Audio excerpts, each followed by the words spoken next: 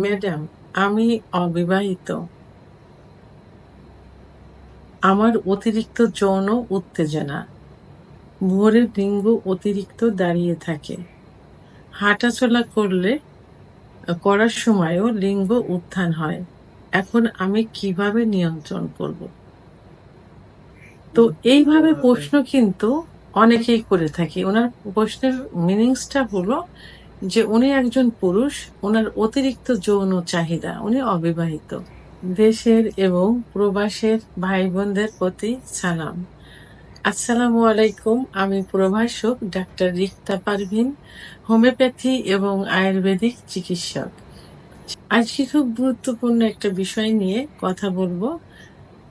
যে বিষয়টি অনেক যুবক, মধ্যবয়স্ক অনেকেই এখন কমেন্ট করে থাকে বা জানতে চায় বা চিকিৎসা নিতে চায়। তো ঠিক তেমনই একটা কমেন্টস আজকে কোনো এক শুভাকাঙ্ক্ষী আমাকে করেছেন। উনি কমেন্টস করেছেন, ম্যাডাম, আমি অবিবাহিত। আমার অতিরিক্ত যৌন উত্তেজনা। ভোরের লিঙ্গ অতিরিক্ত দাঁড়িয়ে থাকে। হাঁটাচলা করার সময়ও লিঙ্গ উত্থান হয়। এখন আমি কিভাবে নিয়ন্ত্রণ করব? তো এইভাবে প্রশ্ন কিন্তু অনেকেই করে থাকে। উনার প্রশ্নের মিনিংসটা হলো যে উনি একজন পুরুষ, উনার অতিরিক্ত যৌন চাহিদা, উনি অবিবাহিত। তো ভোরে উনার লিঙ্গ দাঁড়িয়ে থাকে, হাঁটাচলা করার সময় অনেক সময় উনার লিঙ্গ দাঁড়িয়ে যায়। লোকের ভিতর চলাচল করতে উনি লজ্জাবোধ করে। তো এখন উনি কি করবেন?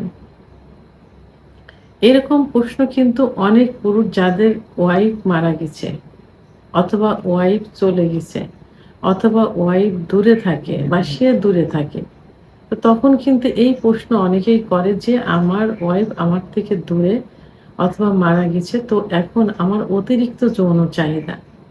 আমি অফিসে যাই, ব্যবসা বাণিজ্যে যাই, প্রায় সময় একটু কোনো ভালো মেয়ে দেখলে, কোনো কিছু ভাবলে আমার লিঙ্গ দাঁড়িয়ে থাকে। আমি নিজেকে মানে কন্ট্রোল করতে পারি না, লজ্জা পাই।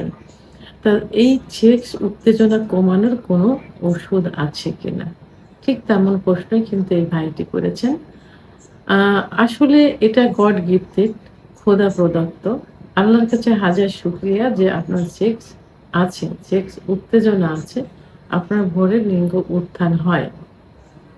তো অনেকেই কিন্তু, অধিকাংশ পুরুষে কিন্তু এই সেক্সটা বাড়ানোর জন্য কিন্তু চিকিৎসা নিতে চায় বা উত্থানজনিত সমস্যায় যারা ভুগছে, ইরেকটাইল ডিসফাংশন, তাদের লিঙ্গ উত্থান হচ্ছে না, তারা চিকিৎসার জন্যই কিন্তু আসে। দেশের বাইরে অনেক জায়গায় চিকিৎসা নিয়ে থাকে। আর আল্লাহ তাআলা আপনাকে এটা দিয়েছেন। এটা কখনোই কমানোর চিন্তা ভাবনা করা যাবে না। এতে কি হবে? হিতে বিপরীত হবে। আপনি দেখা গেল যে এটা আপনি চিকিৎসা নিলেন, চিকিৎসা নিয়ে এটা কমালেন, পরবর্তীতে আপনার এটা আর ঠিক হলো না। তখন হাজার চেষ্টা করেও কিন্তু আপনি এটা আর ফিরে পাবেন না। তখন আপনার যৌন লাইফটাই কিন্তু পুরা শেষ হয়ে গেল। আপনি যে পুরুষ, এই পুরুষত্ব আপনার ভিতর তখন থাকবে না। তো এইটার জন্য আপনার যে অতিরিক্ত, এর জন্য আপনি কিছু নিয়ম ফলো করুন।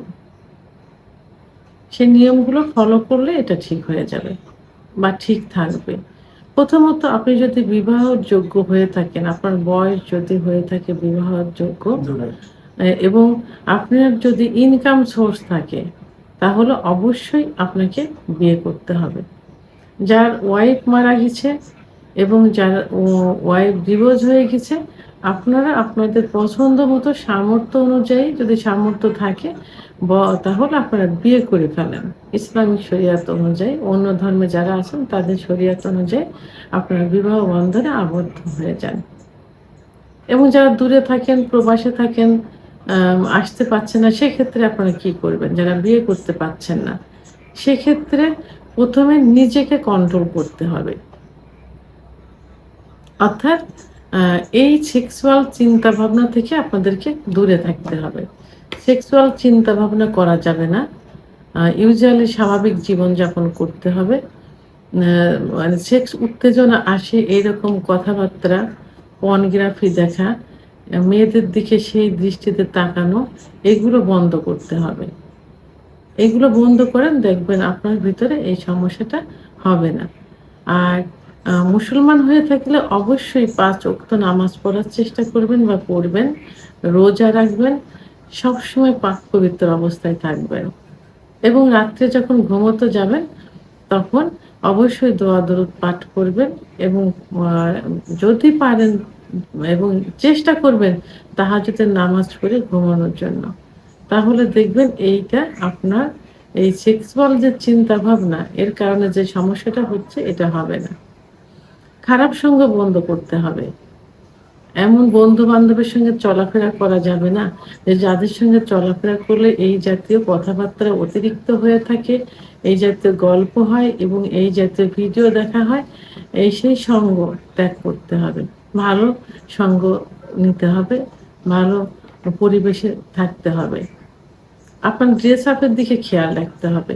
এমন কোনো ড্রেস আপ পরা যাবে না যে নিজেকে ইয়াং মনে হচ্ছে, নিজেকে স্মার্ট মনে হচ্ছে, নিজেকে অনেক সুন্দর মনে হচ্ছে, বিলাসিতা মনে হচ্ছে। এরকম ড্রেস আপ থেকে দূরে থাকতে হবে। সর্বোপরি কি করতে হবে? যে আপনি যে কাজ করেন, আপনি যদি পড়াশুনো করেন, আপনি যদি ব্যবসা-বাণিজ্য করেন, চাকরি করেন, সেই দিকে আপনাকে খেয়াল দিতে হবে সবথেকে বেশি। সেটাকে প্রাধান্য দিতে হবে। পড়াশোনার দিকে মনোযোগী হইতে হবে, ব্যবসা-বাণিজ্য, চাকরির দিকে খেয়াল দিতে হবে। এবং যাদের বাচ্চা-কাচ্চা আছেন, তারা বাচ্চা-কাচ্চার দিকে খেয়াল রাখবেন। যখনই বাসায় আসবেন, বাকি সময়টা বাচ্চা-কাচ্চার সঙ্গে সঙ্গ দিবেন।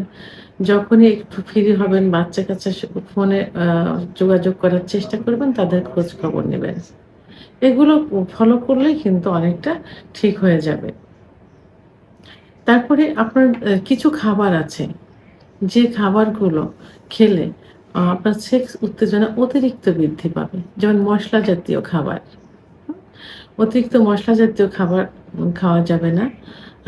এবং অতিরিক্ত বেশি পরিমাণ দুধ, ডিম, পরিমিত পরিমাণ যেটা সকালে একটা দুধ ১ গ্লাস দুধ খেলেন, রাত্রে খেলেন, ডিম খেলেন একটা করে, কলা খেলেন। এইভাবে যেটা আপনার প্রয়োজন, প্রয়োজনের অতিরিক্ত খাওয়া যাবে না এবং অতিরিক্ত মসলা জাতীয় খাবার খেয়ে রাত্রে ঘুমানো যাবে না।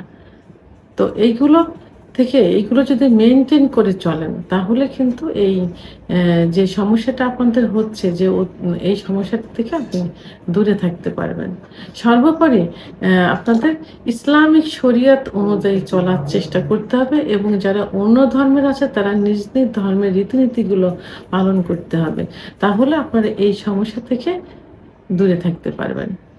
ভিডিওটি সম্পর্কে যদি কোনো মতামত থেকে থাকে অবশ্যই কমেন্টসের মাধ্যমে জানাবেন।